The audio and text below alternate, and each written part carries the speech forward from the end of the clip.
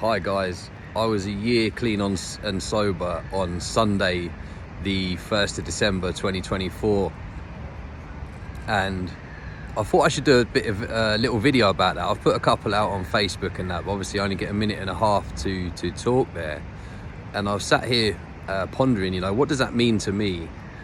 A year clean. So much has changed in a year. Just over a year ago, I went into a detox centre. I was in a mess. I first went to a rehab, and I was too sick for them to take me in there. I had to be sent to a detox centre to be chemically detoxed from the crack and heroin that I was on. I was put on a Espranor, which is Subutex, which is like an opiate blocker substitute tablet, and I was put on quite a high dose of that. I was put on 12 mils of Espranor. And I was told in the detox centre that I would come off that over the next 3.5 weeks, and I could get involved in the groups for the last sort of few days that I was there. And me being me, the stubborn guy that I am, said, nah. I was so ready to get this recovery and to change my life. I said, no, I'll come off that in 10 days. They said, nah, you can't do that. I said, you watch me. They're like, no, it's dangerous. I said, I don't care. I've risked life and limb over the last few years doing what I'm doing out on the streets, homelessness, committing crimes. I can't really obviously go into too much detail because I wasn't arrested for those, and hopefully I won't be. I am sorry that I did them though, of course. And so I agreed with the detox centre that I would come off 2 mils every 2 days. Now I dropped that down to the last 2 mil, not too badly, because I figured the way that the heroin comes out of your body, it give you about 10 to 12 days and you're fine. Well, not fine, you'll be shattered, but it's all out of your body, the rattle's over. Then it's just kind of rebuilding your body from the damage that you've done, putting nutrition back into yourself, eating. And I ate. I started to eat a lot, and I got down to the last 2 mil, and they said, Chris, you can't jump off at 2 mil, drop it in 0.2s. I said, that's another 10, 15 days. Well, I don't do the maths quickly, whatever it is. I said, I'm not doing it. I said, I took my 2 mil. I said, I'm not taking any more. And my word, what a detox that was. I was hallucinating for 3 days. I didn't sleep for 3 days straight. I didn't know if I was coming or going.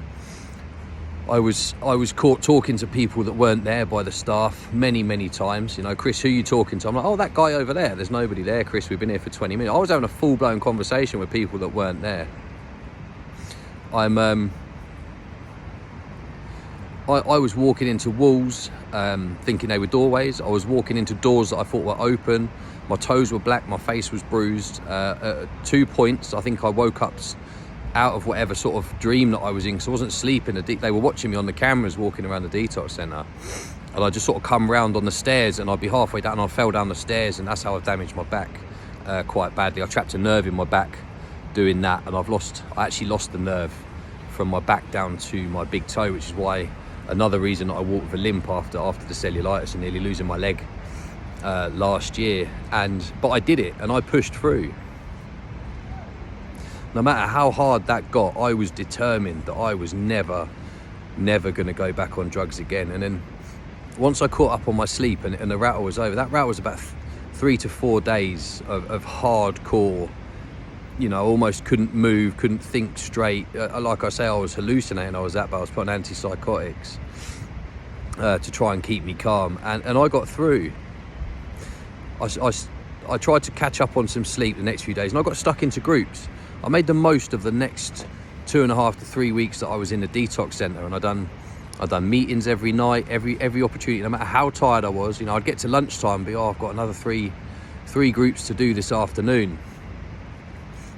But what shall I do? Well, I start my day off with a shower, playing some music, and I do have a little sing-song in the shower, because I get quite a lot out of that. I'm no singer. You'll probably never ever hear. Well, I hope you'll never hear me sing. I get a lot out of doing that, and I was sat at lunchtime one day on the couch, and I just didn't want to do anything, but I forced myself to get up and go and have a shower and listen to some music and have a little sing-song, and I felt so much better afterwards. And I think I learned that day that that's where I had to put the action in. You know, for me to change, I had to action something. So rather than doing what I used to do, would be just lie on the sofa and, well, it used to be take drugs, or just lie on the sofa and do nothing and feel terrible for the rest of the day, not get involved in any of the groups, not make the most out of the work that was offered to me at the detox centre. I did something. I pushed through and got off the sofa. Now that sounds easy to a lot of people, but when you've come off the amount of drugs that I did last year, you know, that was no mean feat. I got off the sofa, I dragged myself upstairs, I got in the shower, I turned YouTube on the telly, and I listened to music and I sang, and I came out so much better. And from that day on, not only did I have a shower first thing in the morning, I had one at lunchtime to freshen myself up for the afternoon. Everything that was suggested to me in the detox centre, I did. I took advantage of that program as much as I could. A lot of the staff there were in recovery themselves, and they had a great perspective. And I'm able to sit now a year later, you know, by a river. I'm in Reading, sat here. It's a beautiful little spot. It's a bit chilly, but you know, winter's coming. So I've got a roof, I've got a coat, I've had my own food. So I'm blessed for that. And I've had such a year, you know. I've had a family member pass away she was a massive part of my childhood memories, you know. I was able to support, as my mother's sister, I was able to support my parents and be there and be present, rather than being another burden to them, rather than being another worry while that was happening. Where was I? Where was Christopher? Are the police going to turn up today of all days? You know, is he going to be dead? I took all that away and was able to help and comfort, hopefully, my parents while they were going through that distressing time. And I was going through a distressing time as well, but I was able to deal with it without the use of a substance. I've lost a lot of people this year that I used to know in addiction. A lot of people have passed away from overdoses. One in particular, a friend of mine, Kev, we were really good friends in rehab. We worked in the kitchen together, and it was actually him that inspired me to start these YouTube channels. I mentioned him in my intro video. And you know, to lose him and go through that sober, knowing that Kev would have always said to me, Chris, come on, you don't need drugs, you know, you can do this, don't use this as an excuse, make the best of your life, he used to say to me. He was such a nice guy. And it still hurts me to think about him, and I do miss him an awful lot. But I know he would have wanted me to carry on this journey. I'm not going to use his death as an excuse to go and use, because that's all it would have been in the past. When people died, I'd just have a big use up and go, oh, I'm doing it because I feel bad for, you know, yeah, I was doing it to cover up my emotions, but how dare I use their death as my excuse? That's how I see it now, you know. What was I thinking? That's the absolute madness, or the insanity that we call it, of addiction, where we'll grasp at anything, you know, that it's raining outside, I better go and use. The sun's out, I better go and use. Any excuse, anything. And in the head at the time, it seems perfectly normal to be like that. And, you know, looking back, I can see now that it's not. And I'm trying to spread the message that, you know, recovery, if I can get better. 3 years ago, I was 9 stone at 6'2", going into Bullingdon prison. I've mentioned it before a few times. I was going to be put on the hospital wing. I was so malnourished. You know, I'm now a healthy 15 and a half stone. I don't want to say too much. 15 and a half odd stone there, maybe coming up to 16. I don't know. You know, not only have I got my mental health back, I've got my physical health back. I went to a physio, you know, and I did the exercises. Again, I put the action in. They gave me a list of exercises to do, and I did them. And my leg's better than it's been for years. I still walk with a limp sometimes. You know, my back's very sore in the mornings, but I do my stretching and I get up and I do what was suggested to me. And that's what work in a recovery program is. It's doing what's suggested.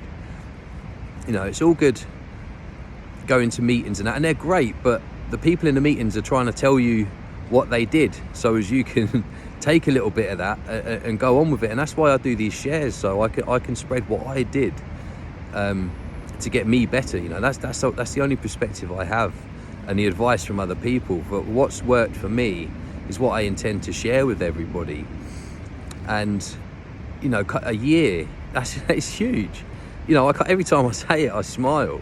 It's such a different life. I've created a purpose And that purpose for me, you know, I had to find out what it was. First I had to fix myself. First I had to detox. Then I had to get the food into my body. Then I had to get rid of as many aches and pains as I could. You know, I'm 42 years old now, so there's still a few, but that's just kind of middle age. I guess that's just what it is. But I accept that, you know, every day I get up grateful that I'm no longer stuck in active addiction, grateful that I don't live outside, grateful I have clean clothes, grateful I have food, you know, grateful I have good people in my life. I've took a long time to build up a support network. I had a lot of trust issues, you know, there were a lot of walls around me. Coming from a life of crime, you just don't trust people, you know, and that ended up inevitably in addiction. And my addiction escalated very quickly when I found that would numb my pain. And every day I am just so grateful. And I keep saying it, but I love my life. The purpose for me is to spread the message to as many people as I can, to get out and to reach as many people as I can. If anybody's stuck, please do comment on my videos, you know, and I will get back to you as soon as I can. I get a lot of comments, but I will do my best to help. I will point you in the direction of the help. Like I've said before, I'm no counsellor. I'm training to be one. Eventually, in a few years, that should be okay. But for now, all I can do is point you in the right direction of the free help in your local area. If you need it, I know where it is. And my purpose, as I said again, is helping people with the schools project. You know, I'm going into schools next year as of January, visiting as many schools as I can in the year, to get through to the kids that, you know, a life of crime inevitably leads to either jails, institutions, or death, you know, through addiction. It really does. So I've whittled on for long enough now. I just wanted to share a longer video about my year sobriety while I'm sat in Reading by the beautiful river. It's a bit smelly, but it is really beautiful. You know, I've had some swans going past me. Life's amazing. I love my life, you know, and I'm learning to love myself as well. You know, not from an egotistical point of view. I'm not like, oh, look at me. You know, I'm still quite quiet. You know, I walk around and I smile at people. But I'm happy. I'm almost content. I don't like to use the word content because it's a dangerous word in recovery. But I am very probably nearest to content I've been in my whole life, let alone, you know, throughout addiction. And that's what recovery's brought me. That's what spirituality, I don't mention that much, you know. I am quite a faithful person, but that's my journey. That's part of my journey. Have a great day, people, and like and comment on this video and share it to as many people as you feel necessary. Anybody that wants to change their lives, please reach out to me. Watch my videos, share my videos, comment on my videos. Thank you very much.